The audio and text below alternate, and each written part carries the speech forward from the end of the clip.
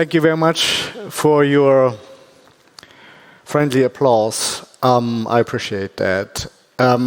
Many people here are there for the first time at the conference, and it's a good tradition that at the end of the conference, I mean, we have the informal day tomorrow, but this is the end of the formal conference. I'm asking you about your reflections and experiences over the last 2 days. And you can say whatever you want, so that we can just all hear it and maybe learn for the next day, and also get, if you think it's a good thing, then let us know. Maybe somebody wants to start who is here the first time, has never been before to a conference, and tell me what you think about it. Aldo, do you have a mic? Yeah, it's coming. Thank you, Titus. My name is Aldo Antinori. I am from Panama. Last night I had a really, really nice time, so my voice is kind of raspy. Libertarians know how to party. That's what I can say. As the only Panamanian here, and I don't know if you've noticed, but Panama, real Panamanian. Not adopted Panamanian. But as the only Panamanian in the room, I can say that, have you noticed how much Panama has been a theme, a recurring theme throughout the conference? Indeed. First of all, this is my first time here. Thank you so much. Thank you, Joe, also, because if it wasn't for Joe, I would have not been here, representing the Seasteading Institute as well.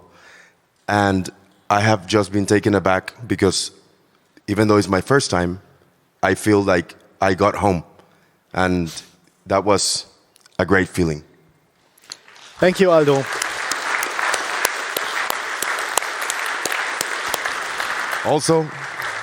Also, I know next time is in Prospera, but I mean, Panama, right?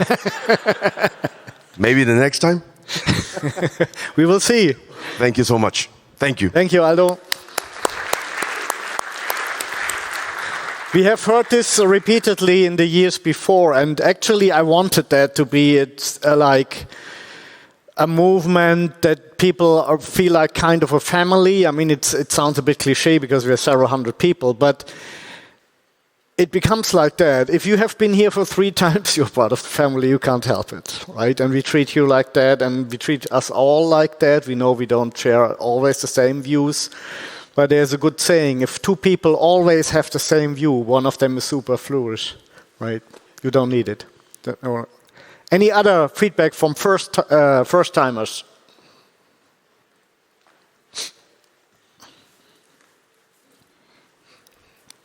Hi everyone, so my name is Maite, I come from Spain, first time, and I also want to thank publicly Mikel Therup, because that's from who I know this conference. I had no idea so far of the existence of it.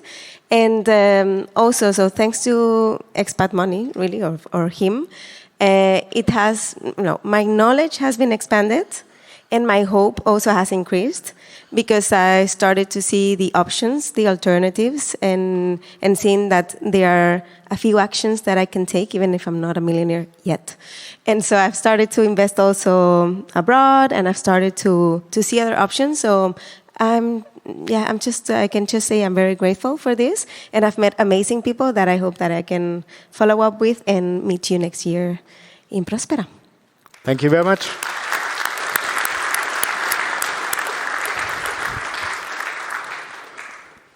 Alexa. Excellent event as always. Thank you for organizing it. There's one thing I'd noticed, which is that there's people here who are first-timers who've only now heard about free cities and are getting inspired with these talks and getting all sorts of valuable information. But then there's the rest of us, the veterans that have been at this for 9, 10, 15 years, whatever. And some of us want to get extremely deep into the nitty-gritty of both how to develop free cities, how to do these taxation things, etc. One thing that might be interesting for future events is to have separate stages wherein the more basic, more inspirational, more open, ready for new people content is shared, and then another one where it's for us that really want to get deep into the weeds, so to speak. Thank you. Yeah, thank you, Alex. I think this is an absolutely reasonable proposal. And we're trying to cover this a bit with the Ask Me Anything sessions on Sunday, which is going to happen tomorrow, so that you can dive deeper into the issues. But it's a bit a problem because we have only this one room right here in the big hall. So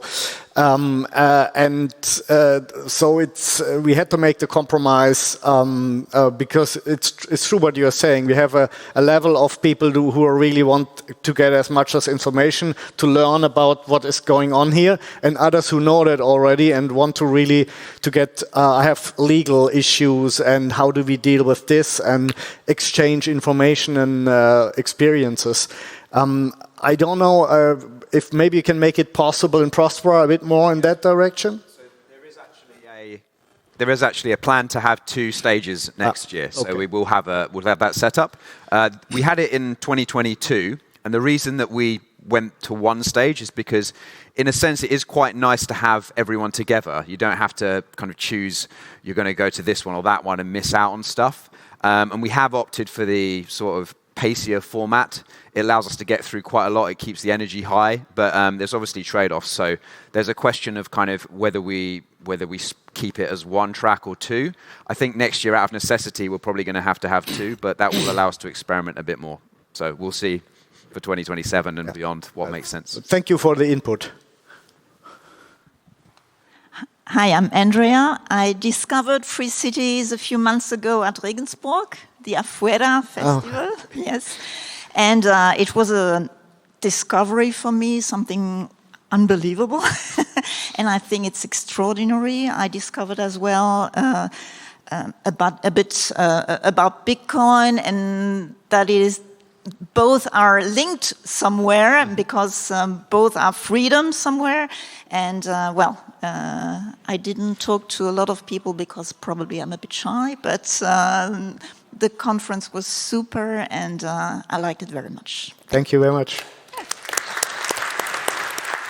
Some veterans who have been here 3 or 4 times. Feedback? I got feedback for you. So I'm from the libertarian homeland, New Hampshire, in the United States, where we have more libertarians per capita than anywhere else in the world, literally tens of thousands. And I want to say that per capita, this conference has the highest quality libertarians and people in the entire world in this room here today. Yeah. And I just want to say thank you, Titus, for putting this on. If you guys haven't read his book, I joke with people, but I'm actually pretty serious. My top 3 favorite books, the Bible, Titus's book, and Joe's book. So if you guys haven't read those, I would highly recommend. Thank you, Scott. Yeah, a quality thing is I've been to many conferences, many libertarian conferences, to all kinds of mining conferences and all that. It's really bored, right? It's boring. I don't want to go there any longer, or not even to Bitcoin conferences, because it's always the same stuff. And I'm biased, but I like this conference. And normally you find me sitting in the first row and following nearly all of the talks, unless I have appointments. Because it's, as you said, Scott, it's high caliber, quality people. And I realized in this conference, when the Ayn Rand Institute guy was here and giving his philosophical statements, then you get a lot of critical questions. And from each question, you could say, well, there's somebody thinking for himself or herself, right? And it was not only one, it was 5 or 6. So that is, I think, testament to what you said. It's a fantastic crowd, and I'm really proud that I could make you, or we could make you come to here. Thank you. Hi, Vikram Bharati. My first time here, and in the spirit of just reflection, it's not a feedback, and I'm sorry if it doesn't make any sense, but the stream of consciousness is, I don't like to go to conferences, and in fact, a few weeks ago, I hosted the Network State side event at our office, so it was 2 days of that group, of that community, and so today I was trying to think about the differences between that community and this community. And it was interesting to sort of see there's like this concentric circle On the right, in that community, you have there's a lot of dreamers. And I would say there's a lot of people who are sort of lost, and they're trying to figure out, they're young, they're trying to figure out what to do, and they're interested in that new sort of groundswell that's happening. And then in this group, I feel it's a little bit more buttoned up, polished, and a little bit more pragmatic with real solutions. And, so I try to think of the hardware and software kind of communities, and there's people in between, which is sort of like me and some of the other people that I was talking to. But it's great, it's fantastic, and I'm really happy that you guys invited me to come here. Thank you so much. Well, the truth is that we had many more dreamers in the first conferences, but then we found out a hard way that how it's working, right? And I think this is really true that after 6 years of working, so the usual dream ideas, I buy an island in the Pacific and create my own state is not happening here because we all have learned that it's not possible that easily. And that may explain that to a certain degree, but I think we are still kind of dreamers, visionaries, but a bit more grounded, that's true, and I think that's the way to go. Other? Titus. It's Mason. Mason. First of all, thank you again. This is the highlight of my year every time I come. It's a fantastic time meeting fantastic people that I've many met online, but it's great to gather in person. So I'm looking forward to continuing to come every year. I have 2 comments or suggestions. One you may not like. That is with us being in Prospera next year. I know you look great in a 3-piece suit, but having been there many times, I don't think suits are the right attire for Prospera. So it may have to be a little bit more casual unless we all want to be drenched in sweat. Yeah. The second comment was, I guess, building on Alex's comment. I think it might be interesting to continue the same format of having 2 days of talks, but then maybe having an optional day 3 and 4 where you can have workshop breakout rooms where people get together and kind of brainstorm ideas and work together to bring ideas to reality, where you can choose who you want to associate with afterwards and work on projects. Like a hackathon, essentially, afterwards, yeah. Yeah, thank you. Regarding the dress code, I mean, I've been to the Caribbean. As you know, I've negotiated there for quite some time. And indeed, this is another dress code there. I think they have even a word for that. Caribbean business or something like that, which means a shirt. We will discuss this internally and come back to you. The other thing, yes, workshops and all these things. I mean, it goes a bit into the direction what Alexa proposed. I think that makes a lot of sense, and I think we can cover that. Jose and Eric. You can speak without the mic. Yeah. ¡Viva la libertad! ¡Carajo!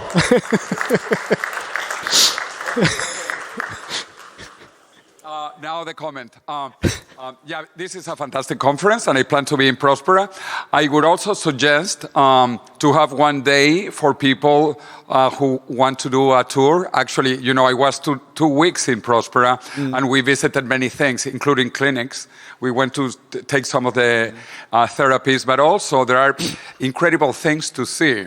There is like I forgot, a zoological garden with all kind of weird animals and things like that. So I normally also, when I organize my conferences in Madrid, you are welcome to come, I have 2 days of tours because people like to see how beautiful Spain is. So Prospera also has a few things to offer. So I would suggest to do before or after 1 or 2 days of tourism combined for people who want to go and who have the time. Yeah, I must say, I've been there several times. 1 or 2 days tourism just in Prospera is maybe a bit too much, but let's extend to Roatan. That's what you meant? Okay. Okay, Eric, you had. So this is the best mind virus bubble I've ever... Okay. Yeah, hello, I'm Eric. So that's my first time, and I felt that this is the best mind virus bubble I've ever encountered. And I wonder if it already exists or maybe can be introduced to have like meetups from the members of this community, like on a monthly basis worldwide, and everyone can join who is free and likes to travel. Yeah, this is already existing. We have meetups, Free Cities meetups. We had several in London. I think, Vera, you were hosting in London, Dubai now. We had even Buenos Aires once, Berlin. And I encourage everybody who isn't already doing it, subscribe to the newsletter of Free Cities Foundation. You go on the Free Cities Foundation's starting page, and on the top right, there's a subscribe button. And the only thing you have to do is put in your email. And then you get the newsletter, and there these meetups will be announced. Also in the Telegram group, I think. Yeah. So this is a good idea, but you need, of course, always an ambassador who is taking the work and organizing these things, because we can't do it from here, from basically from the head of the organization. It's the local people. But feel encouraged to do this in your city and let Peter know, and then we will announce it. One last, Massimo. I just wanted to comment that in the movement we are seeing an acceleration, because actually a few weeks ago there was a guy that bought this island in the sea. I mean, what Oliver Johnson did with Destiny, it's impressive. Basically bought a piece of his island. And the most impressive thing is the quantity of money that is starting to move in the industry. That was a play of, my estimate, it's at least hundreds of millions of dollars and will likely become billions of dollars. What you're doing in Brunei also is going to be billions of dollars. So we're moving from, I say, 2 orders of magnitude, from tens of millions to billions of dollars. And billions of dollars move most countries in the world. So. And also for us, for this Free City Conference, probably we should try to get more linkage where the money is, which is San Francisco and Silicon Valley. There are people there that are not here and probably should be here. Absolutely true. We tried this several times or several years. There's still only starting to recognize that. I must say, from my personal experience, is often that the billionaires themselves, for a reason, of course, they have their own ideas how to do this. And if we come and say, we have here a model or several models, they don't want to hear that. They want to create their own things. Then they find out it's not enough. I cannot just buy land and buy something. I have zero rights to create own rules. And then eventually they find out about Morazan and Prospera and other things and say, maybe that can work. So we are not there yet, but we will be discovered, and we will also now, there are, some Silicon Valley people are invested in Prospera. Some are probably going with other projects, and then it takes a while, and then it's taking off. Because what I always said is, if you can make a free private city or international city, as we call it at Tipolis, if you can make it work, it's a for-profit business, and you have to compete for residents. That means you have to treat them well. But it's also kind of a real estate project, and it's both. It's real estate and venture capital in one. So you have the downside protection of real estate, but the upside of the venture capital with all the framework, which lifting from second or third world valuation to first world valuation. And once we have done this 2 or 3 times, moderately successfully only, then not only the neighboring countries want to copy that, but also the big money is coming in and say, okay, there's an investment model, and you can replicate it several times. And then this is the breakthrough. That is the breakthrough to a new world, to a Hanseatic League type of world, or several Hanseatic Leagues. Because if the big money is then behind that, and I see it coming, I would even see it's unavoidable. Right? Because if you see what the amounts of money that are going into real estate projects, and what we are doing is so much better than a real estate project, because it has this additional layer of freedom, which makes it attractive to the talents to people like you, which then create additional businesses, which then attracts additional people. That is why so many of these standard real estate projects fail, because they have nothing to offer other than a house, right? Or a city, even in China. So there's a big future, and what we have seen in the years before, it was very slowly growing, and what we are seeing this year, the first time, my impression, Massimo, is the same. Now we are going to accelerate. It's happening now. And I'm happy that we go to Prospera, because eventually the idea that a Free Cities conference is happening in a free city makes a lot of sense, and who knows which other free cities are popping up. And I think we will see an acceleration here too. Watch out. So that's it, but this conference needs preparation several months a year, and the man who is doing most of the work is Peter Young. Peter, please come on stage.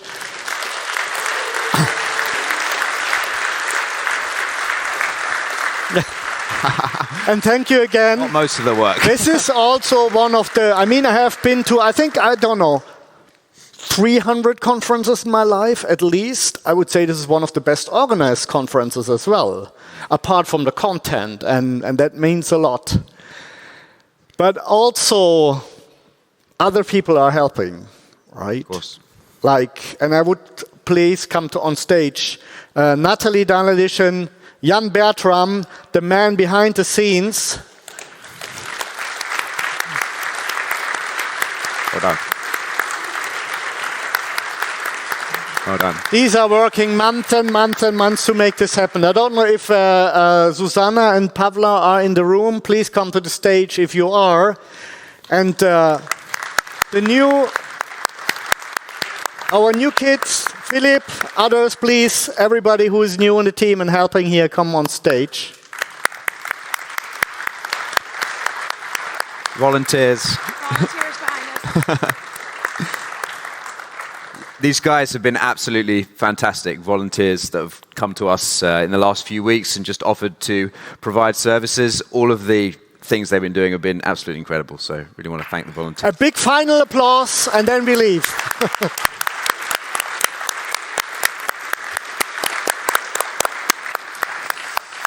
Okay, then see you tonight at the Drinks Mixer or now at Massimo's special event. Absolutely. Thank you. Take care.